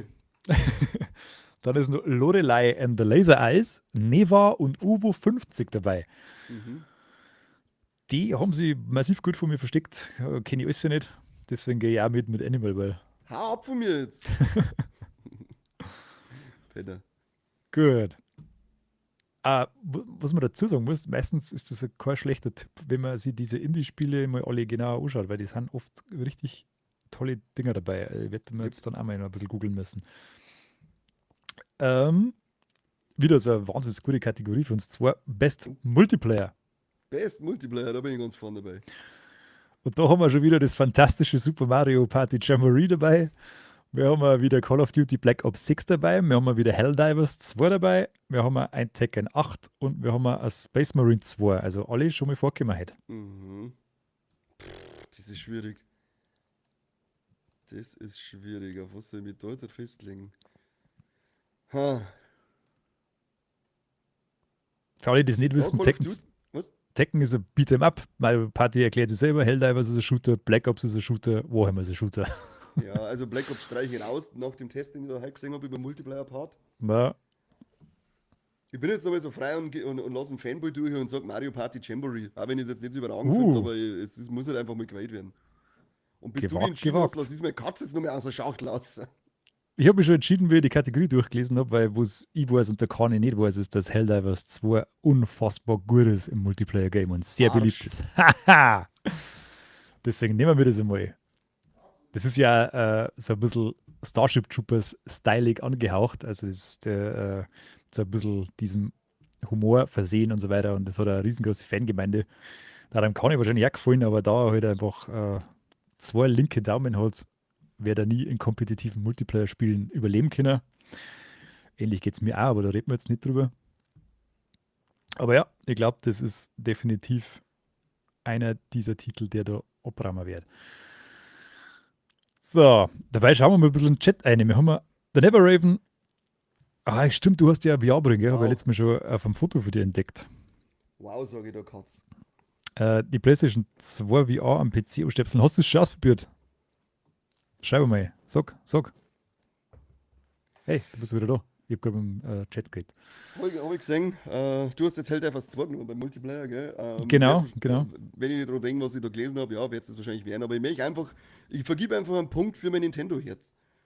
Ja, so ist es Vergib sein. einfach. Ja. Lauf lachend in Holzspalter rein. Ich hupf lachend in der Schachtel aus der Nummer rausgekommen, wie es jetzt bei Katz schon während dem Stream zweimal da hab. Was ist denn los mit dir? Liegt da irgendwas drin? Tunatz oder so? Nein, aber es ist eigentlich relativ hohe Schachtel. Da denkt sich Katz natürlich, hey, geil, da muss ich reinhupfen. Und dann gehen die Deckel halt zu. Und dann hupft es drinnen umeinander und jetzt dann springt es raus, schreit und versteckt sich unterm Bett, als hätte sie da unten eingesperrt oder in die Schachtel eingesperrt oder so. Sehr schön, sehr schön. Naja, geht Katzen. Cat Life ist einfach das beste Life. Cat Life ist das beste Life, ja, genau. So. Dann haben wir die Kategorie, die haben wir vorher schon mal ein bisschen angesprochen, die Games for Impact. Games for Impact, Also, ja. Ein bisschen was Deeperes. Und da ist dabei Closer the Distance, Indica, Never, Life is Strange, Double Exposure, Senua's Saga, Hellblade 2 und Tales of Kenzera Sau. Tales of Kenzera Sau ist, glaube ich, wenn ich mich richtig erinnere, so ein Metroidvania, bei dem der Lead-Entwickler, glaube ich, den Tod seines Vaters drin verarbeitet hat. So in die Richtung geht es. Kollegin von mir hat sehr gefeiert. Der große Erfolg war es aber meines Wissens nicht. Und es ist mal wieder auf der Liste unserer großen Anti-Vogue-Kuratoren gelandet. Das ist wieder Ehrlich? einer dieser Titel. Und ich glaube, da haben alle Titel in dieser Kategorie drauf auf den Listen. Geil. Dann Indica ist ein sehr spannendes Spiel. Das habe ich schon lange in meiner Bibliothek. Das werde ich jetzt demnächst einmal ausgraben. Da geht es darum, dass eine Nonne vom Teufel verführt wird, Ah, ja, genau. im Groben das und weiß ich. Ganzen. Und das ist, glaube ich, ein ziemlich cooles Ding. Das werde ich mir auf alle Fälle noch zu Gemüte führen. Knädelwutzler schreibt gerade rein, dass das gut ist. Schau her, der kennt sich einen aus. Oder gar nicht. Dann Life is Strange Double Exposure ist die Fortführung vom ersten Teil mit der Max Caulfield, die dazukommt. Der erste Teil war Bombe. Mhm. Never, weiß ich nichts dazu. Closer the Distance, da bin ich mir jetzt gerade nicht ganz sicher. Das sagt mir jetzt zwar irgendwas, aber da verdue ich mir jetzt bestimmt, wieder irgendwas sage. Und Hellblade 2, ja. Kennen wir. Das kann ich vom Hören sagen. Was sagt der dabei? Ich glaube, ich gehe auf Life is Strange. Mhm. Mhm. Oder nehme ich Hellblade. Life is Strange, Hellblade. Hm. Ich nehme Life is Strange. Ich bleibe bei Life is Strange. Dann gehe ich auf Hellblade. Du hast Einfach, Einfach weil zum Dagegen es schmerzen. kann. Genau. Einfach zum Dagegenschmerzen, gell? Ich kann mir zwar durchaus vorstellen, dass da auch andere Spiele gewinnen, aber ich nehme es jetzt einfach. Ja, was soll man Ich tun, wenn nehm's wir jetzt nichts einfach. anderes gespielt haben? Eben. Wir sind ja auch Ahnungslose. Totale. Wir rum ja sowieso nur ins Blaue. So ist alles Würfelzeug. Alles Würfelzeug. So. Jetzt haben wir noch was Cooles, das überschneidet sich ein bisschen mit unseren anderen Themenbereichen. Best Adaption. Best Adaption? Wo ist Best Adaption bei mir? Wir haben da drin Arcane. Mhm. Wir haben da drin Fallout. Wir haben da drin Knuckles. Wir haben da drin Like a Dragon Yakuza. Und wir haben Tomb Raider The Legend of Lara Croft. Ja, nimm ich Fallout. Nein, nimm Arcane. Arcane? Fallout? Das ist, Arcane, glaube ich, Fallout? das ist ein Kopf-an-Kopf-Rennen. Ja, Also, die Tomb Raider Netflix-Serie, nee. Kannst Vector, Knuckles ist der größte Scheißtrick, der jemals irgendwo auf dem Bildschirm gelaufen ist. Und ich glaube, der Yakuza ist zu nischig. Ich glaube, Aber ja, da habe ich erst eine Folge gesehen davon, kann cool sein, aber ich glaube, Ja. also da ist Fallout oder Arcane definitiv der Sieger. Das waren ja Mega-Erfolge, beide. Genau. Und ich sag Arcane. Ja, schwierig, gell. Ich bleibe jetzt bei Arcane. Ich schaue es mal gerade an. Ich bin jetzt gerade bei der dritten Folge oder sowas und das ist schon wahnsinnig gut gemacht. Also, Ich muss es nämlich anfangen. Ich war zwar, ich gehe jetzt rein auf den Hype davor und auf den Erfolg davor, weil mir persönlich hat es nicht so angesprochen beim ersten Mal schauen, Ja. aber ich gebe ihm jetzt auch noch mal eine Chance. Und deswegen sage ich, aufgrund dessen, was ich so gehört habe im World Wide Websen, dass Arcane wird. ich möchte jetzt nicht wieder den gleichen Fehler machen, weil damals bei WrestleMania, dass ich mein Fanboy-Tum entscheiden los und jetzt da Fallout nimm, weil es einfach Spielerei ist, die immer in meinem Herzen bleiben wird. Ganz im Gegensatz zu League of Legends, das mich scheiße interessiert. Bitte. Aber Arcane ist echt, ja, ich gehe mit, Arcane. Haben wir auch jetzt von meinen Stimmen. Ja, da geht es auf Nummer sicher. Reg's mich auf. Dann, Haben wir schon lange keinen Best. Supersticker mehr gekriegt. Stimmt, was ist denn da los? Leid, Scheiß Supersticker. Wahnsinn. Her mit den Supersticker. Yep. Best Audio Design. Best Audio Design. Es ist jetzt noch einer wenig interessanten Kategorie, ist aber meines Erachtens mit das Wichtigste, was ein gutes Spiel ausmacht. Ein Ja, hervorragendes Audiodesign. Definitiv, ja. Definitiv. Da haben wir auch wieder so einen Astrobot drin, wir haben wieder ein Call of Duty drin, wir haben ein Final Fantasy VII Rebirth drin, wir haben ein Hellblade 2 und ein Silent Hill 2.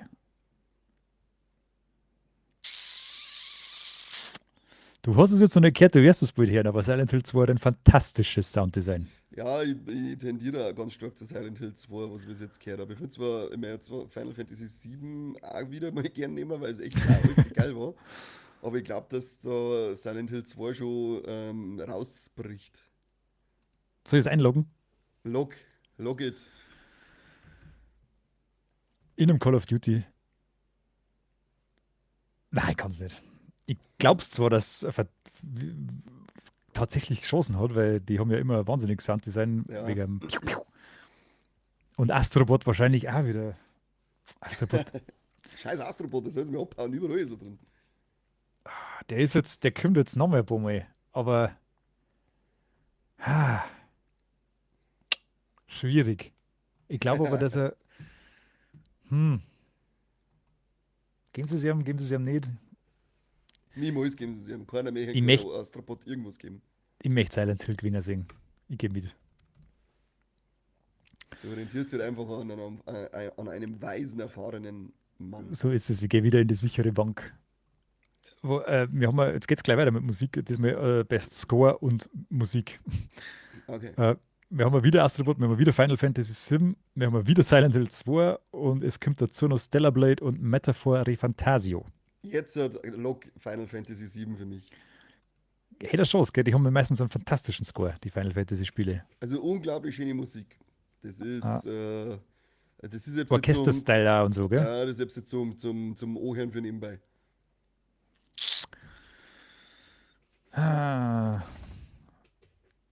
Silent Hill 2 ist natürlich auch sehr beliebt für seinen Soundtrack und so weiter, aber das ist jetzt nicht unbedingt eine Errungenschaft vom Remake. Stellar Blade hat auch einen sehr guten, aber ein bisschen Geschmackssache Soundtrack. Astrobot wahrscheinlich auch sehr gut. Ja, wahrscheinlich ist alles, was da drin steht, sehr gut. Nein, das ist nicht so. Das ist meistens nicht so. Wir haben es ja schon gesehen, ein paar Lüge. scheiß Spiele nicht dabei. Ich sage jetzt, ich nehm wieder Astrobot. Oder was heißt, ich nehme wieder Astrobot? Ich nehme jetzt Astrobot. Nimm So jetzt sag einmal. ich's. Nimm jetzt einmal. Nächste Kategorie, ganz schwierig. Best Art Direction. Aha. Was ist wieder drin? Astrobot. Was ist Black Der Myth? scheiß Astrobot, der nervt mich schon langsam. Ja, Aber brutal. Ich log, ohne dass du irgendwas vorgelesen hast, log ich sofort Elden Ring. Ja. Hat aber. Mein Hund flippt gerade aus, tut mir leid. Was ist halt los mit den Viecher? Dreht sich am Boden.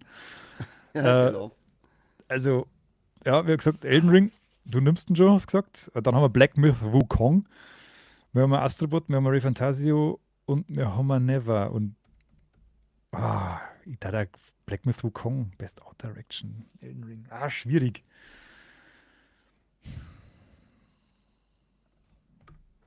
Elden Ring. Feige Sau. Elden Feige Sau. Ja, es kann genauso gut Black Myth Wukong werden, es kann genauso gut Astrobot werden. Die anderen zwar. Wukong glaube ich es gar nicht, weil da Meinst finde ich, nicht? zumindest habe jetzt ich nicht so viel drüber gelesen, dass auch der Artstyle und die Art Direction da irgendwie großartig Wenn du das so schaust, das schaut schon krass aus. Ja, das schon, aber ich finde, da sind die anderen Sachen irgendwie viel kreativer gewesen. Finde ich zumindest jetzt persönlich. Ja, ich geh mit. Best Performance, das muss ein Ding sein, Voice Actor. Sollen wir das machen oder sollen wir das skippen? Das darf ich fast skippen, weil die meisten von uns ja, glaube ich, nicht im O-Ton gespielt haben, oder? Ja, genau. Das stimmt. Dann skippen Äh, wir die mal. ja, dann lassen wir die mal raus. Oder sollen wir die als Stechen verwenden? Können wir als Stechen auch verwenden, aber ich hab da, oder, ja, Ich darf jetzt das ist einfach ein mal, pures ich darf nur Raten. die Spiele vorlesen und aufgrund dessen, weil wer da wen gesprochen hat, weiß ja keiner. Ja, steht ja nicht mehr dabei, welche Figur das gesprochen worden ist. Eben, also Final Fantasy VII, Life is Strange Double Exposure, Star Wars Outlaws, Silent Hill 2, Hellblade 2. Keine Ahnung. Du weg den Scheiß, den braucht wirklich kein Mensch nicht. Ich darf einmal Hellblade 2 sagen und du kannst ja dann Star Wars sagen. Kannte ja. Kannte, ich könnte das schon machen, aber ich will nicht. Okay, dann lösche ich das. Best Ongoing Game sind Ja, sowieso. Live-Service-Spiele, brauchen wir auch Ja, nicht unbedingt, oder? Haben wir nein, aussehen. nicht wirklich. Wo ist noch eine gute Kategorie? Ist es Best Narrative? Mhm. Da haben wir, hast du eh schon angesprochen, Final Fantasy VII, Rebirth, Like a Dragon Infinite Wealth haben wir, Metaphor, Refantasio haben wir, Hellblade 2 haben wir und Silent Hill 2 haben wir. Ah, Gehst du der jetzt Lock da auf Final Fantasy oder? Hm? Best Narrative. Hm. Hm. Da schwanke zwischen Final Fantasy und Silent Hill. Hellblade 2 nicht? Beste Ja, Geschichte. ja, stimmt. Ich war jetzt auf Helldivers zwar die ganze Zeit. Also, vielleicht liegt es an den gleichen Anfangsbuchstaben. Ja. Schwierig. Also bei Silent Hill 2 ist natürlich eine wahnsinnig gute Geschichte, aber die ist halt auch Mhm. schon über 20 Jahre alt, gell? Weil das ist halt einfach die Geschichte vom Originalspiel. Ja, aber da Deswegen, hab ich schon viel gelesen und hat es geheißen, dass die Themen, die ihm da drinnen sind, nichts von ihrer Intensität verloren haben. das auf gar keinen Fall, aber es ist halt kein Original, also keine originale Geschichte, die Aber jetzt in dem Spiel wiedergeben wird. Deswegen schwanke ich das ein bisschen. Mhm. Ja, jetzt lockst du mal Hellblade 2 für mich, weil ich möchte, dass die auch was gewinnen. Okay, dann habe ich da jetzt Silent Hill 2 Mod geschmerzt, gell? Und weil ich eigentlich wollte ja auch Hellblade nehmen. Das war jetzt dumm. Ja, ich nehme aber trotzdem auch Hellblade 2. Also ich glaube, also das wird belohnt werden in irgendeiner Kategorie und ich glaube, das ist die. Das will ich einer geraten haben. Weil jetzt kommt nämlich auch nicht mehr. Das war jetzt die letzte Chance. Jetzt haben wir nämlich nur noch Best Game Direction, Game of the Year und dann einen Publikums-Award. Best Mhm. Game Direction ist ja schon wieder drin, der Astrobot. Ja, und Das Balatro-Kartenspielchen, Black Myth Wukong, Elden Ring, Final Fantasy VII nochmal und Metaphore Fantasio nochmal. Und Grüezi 5, was ist denn eigentlich Metaphore Fantasio? Das ich ist glaube, irgendein das ist, JRPG, oder? ja, und das meine kehrt, wenn ich das richtig im Kopf zu der Persona-Reihe. Das hat viele Fans, gell? Ja, das hat ziemlich viele Fans. Das hat Nicht, ziemlich dass wir viele das da Fans. unterschätzen. Aber Ja, du ja, musst Elden Ring hageln. muss ich, Du unbedingt. musst. Da schießt Du so mit nimmst nicht. Baby, so mit Baby, das in Schachtel gefunden ist und nicht mehr selber raus kann. Ach, sie war es, irgendwann er. Na, der Oskar ist draußen und wuselt rum. Ach so, mei, oh mei. Ja, was werden wir jetzt am Tisch aufhupfen? Also du hast Ballatrug gesagt, gell? Malleuten! Also wieder Elden Ring. Ja, klar. Gut, sie Namen, wir haben immer das Gleiche. Ja, Das aber wird was willst du spannend. da tun bei solchen Dingen? Das Ja, sind weißt, irgendwie so. jetzt kommt halt noch Game of the Year auch und da ist halt auch wieder Elden Ring drin. Ja, klar ist das ja wieder Elden Ring. Das ist, ja jetzt, das ist halt einfach bei solchen Dingen eindeutig irgendwie. Da gibt es, die polarisieren nicht großartig oder sonst irgendwas, sondern das ist halt einfach State of the Art, sag ich jetzt mal in dem Moment. Nein. Also ich lese es nochmal kurz alle vor. Elden Ring, Shadow of the Earth Tree, Black Myth, Wukong, Final Fantasy VII, Metaphore Fantasio und Astrobot. Und ich sage, sie haben nicht die Eier in der Hose, dass sie Game of the Year Award an einen DLC vergeben und deswegen sage ich Astrobot. Und ich sage, dieses Jahr werden Regeln gebrochen und deswegen wird es ein DLC. Und dann ist hier fett Elden Ring Da geht's ab. mit Shadow of the Earth Tree am Start. Dann geht's ab. Dann gibt es einen riesen Shitstorm. Sag ich Meinst jetzt mal voraus. Ja, die haben ja jetzt schon alles so eskaliert, weil man kann ja nicht ein DLC spielen, da. ja, Dass der scheinbar scheiß kann ich DLC schon. 100 Spielstunden hat und ein riesen eigenes Spiel ist, Ich, ist ich wollte gerade sagen, naja. deswegen ist ja in dem Fall, ich bin ja eigentlich auch, mag ich DLCs nicht sonderlich gern, Aber in dem Fall sage ich, ja, wie du gerade gesagt hast, das ist nochmal ein eigenes Riesenspiel. Ja, Da brauchen wir sich nicht beschweren. da ja so. Dann haben wir noch den letzten und wahrscheinlich unberechenbarsten Award, den Players Voice Award. Mhm. Das ist jetzt tatsächlich ein bisschen schwierig, weil da geht es halt jetzt einfach um wer hat die größte Fanboy-Community. Mhm. Es sind ein Haufen Titel drin, ich ratte jetzt einmal schnell, aber Das sind da, wo Astrobot, 30 drin sind, oder? ja genau, also Okay. Astrobot, Balatro, Black Myth Wukong, Call of Duty Black Ops 6, Dragon Age The Whale Guard, Dragon Ball Sparking Zero, Dragon's Dogma 2, Elden Ring Shadow of the Erdtree, Final Fantasy VII Rebirth, Final Fantasy 14, Fortnite, Genshin Impact, Helldivers 2, League of Legends, The Legend of Zelda Echoes of Wisdom, Like a Dragon, Infinite Wealth, Metaphor Fantasio, Mobile Legends Bang Bang, hä? No Man's Sky, Palworld, Persona 3 Reload, Hellblade 2, Silent Hill 2, Sonic X Shadows Generation, Stellar Blade, Valorant, Warframe, Space Marine 2, Wuthering Waves und Zenless Zone Zero. Okay. Blend mir die Liste jetzt rein. Kann ich nicht. Du musst nur unten auf scheiß Share drucken, du Schwanz. Kann ich nicht. Ich stich dich ab. Eiskalt, live im Internet. Share Screen oder Presentation? Screen, gell? Kannst beides Und nehmen und jetzt, dann kannst du es noch auswählen. und jetzt kann ich die Listen aber nicht einblenden, weil Dann gehst du auf ich Presentation. das in einer Excel-Tabelle habe und das lässt du mir nicht nutzen. Dann gehst du auf Presentation und sagst dir so. Das jetzt ist, es kriegt es einen Lehrgang, wie man bei uns Sachen teilt. Book a Demo. Geht auch nicht. Wo ist Booker Demo? Warte, ich mach schnell anders. Ich hole es mir einfach schnell von einer Seite her. Wo ist er denn? Wo ist er denn? Wo ist er denn da? Da.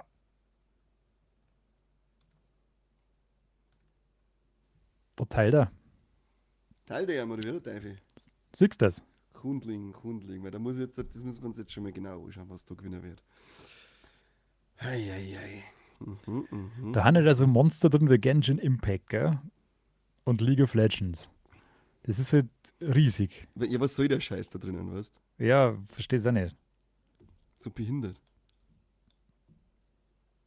No Man's Sky ist da auch noch drin und Palworld. Ja, Paul hat natürlich wahnsinnig eingebüßt an Spielerzahlen. Ich glaube jetzt nicht, dass das da große Chancen hat. Ne, Ich glaube auch nicht, dass so Spiele wie Dragon's Dogma 2 da irgendwelche Chancen haben. wahrscheinlich nicht. Da kann man tatsächlich vorstellen, dass sowas wie Metaphor Fantasio oder sowas gut dabei ist. Die Final Fantasy, Call of Duty. Final Fantasy 14, weiß ich jetzt nicht, wie das noch. Also es ist auch so Evergreen, gell? Ja, da meine ich so erst der DLC aus, da kommen wir dazu. Mhm. Dann hast du natürlich Ja, die ganzen Call of Duty-Burm. die sind doch alles Spacken. Das sind doch alles Spacken.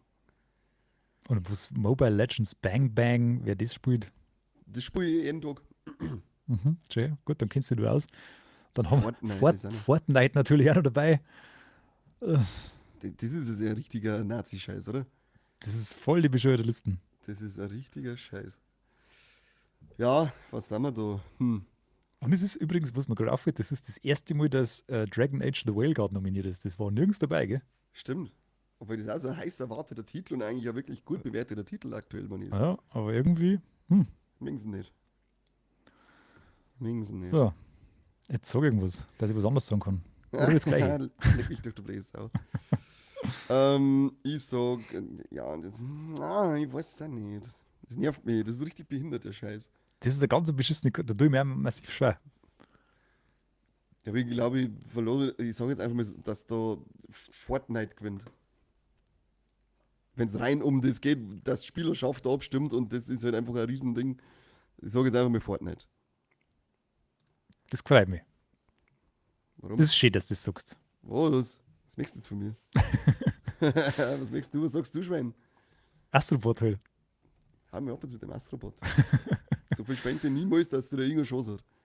Ach, die ganzen anderen, die ganzen Core-Gamer schauen sich doch sowas gar nicht an, weil die Spiele ja nie irgendwo rauskommen. Die haben So ja immer meinst schon du? alle da gewinnen. Das kann natürlich auch sein, dass die da drinnen denken und sagen, was gehen wir, wo jetzt abstimmen, habe ich keine Zeit. Na, da habe ich wirklich keine Ahnung, was da gewinnt. Ich nehme jetzt einfach Astrobot, dass ich es auch mitgenommen habe. Achso, du hast Astrobot jetzt noch gar nicht gehabt, oder? Ah, doch, bei Game of the Year habe ich es gehabt. Aber ich glaube halt, dass das ganz viel Preise abrahmt und für das habe ich es viel zu selten genommen eigentlich. Wahrscheinlich schon, ja. Aus dem nächsten So, Jahr. jetzt haben wir durch. Jetzt haben wir es Sind wir geschafft. durch. Jetzt Diesen überlegen wir Marathon. uns, dann überlegen wir uns praktisch noch 3 Bestrafungen, die der eine dem anderen, die einer von uns zwei an Corby oder darf. Und Ja, genau. Das habe ich vielleicht vorher nicht klar genug ausgedrückt, aber so ist natürlich die Regel. ja, ganz klare Sache, alles andere macht ja keinen Sinn. Dafür, dass er schon wieder mit Abwesenheit glänzt, muss er bestraft werden, schon mal allein deswegen. Und dann haben wir jetzt auch noch herausgefunden, wer die Ehre hat, dazu, einen Corby zu bestrafen. Und das gehen wir dann als Umfrage auf die Social Media Kanäle raus. Unbedingt. Das wird schön. Das Freue wird mich schon. gut. Das wird Machen wir richtig Corby. gut, ja. Tja, Pech gehabt. Da der Mietmacher, Ja, hätte es Mike selber, erwischt. selber schuld. Selber schuld. Selber schuld, würde ich auch sagen.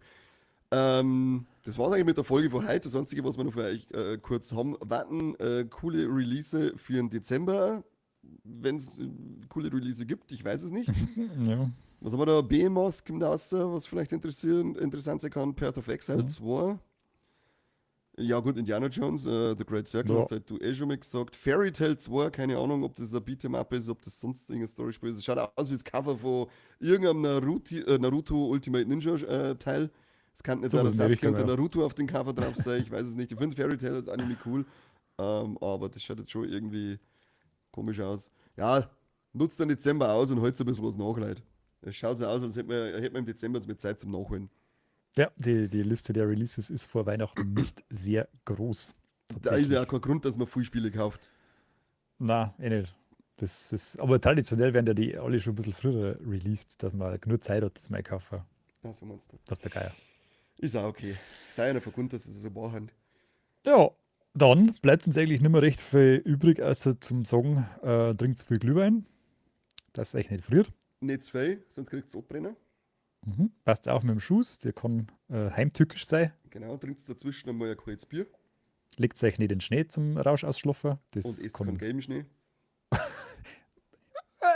ja, genau. Und Und wenn kann er macht ein natürlich dann Video kein und markiert Brauner. uns, wie ich möchte das singen. Oder pinkelt unseren Podcast namens Schnee. Wer das schafft, der kriegt von mir ein Gratis-Game. Da habe ich es gesagt. Wow, da Wer- lernen sie aus wer dem das- Fenster. Wenn ein Strahl schafft, also Viva la Mobilusion mit dem Apostrophzeichen da in Schnee pisst, kriegt von mir Spul geschenkt.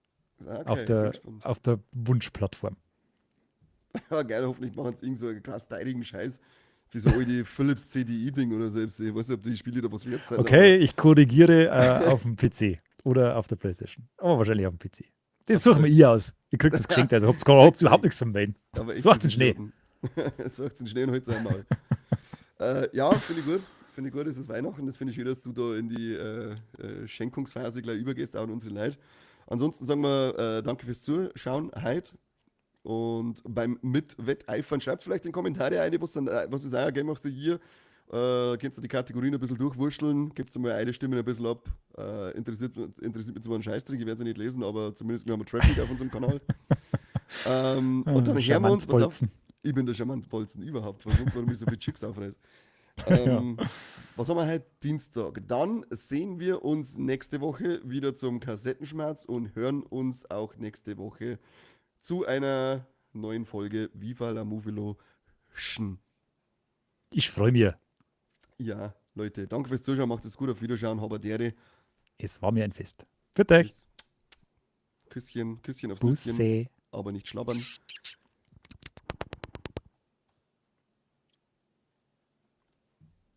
So, das auch wieder geschafft.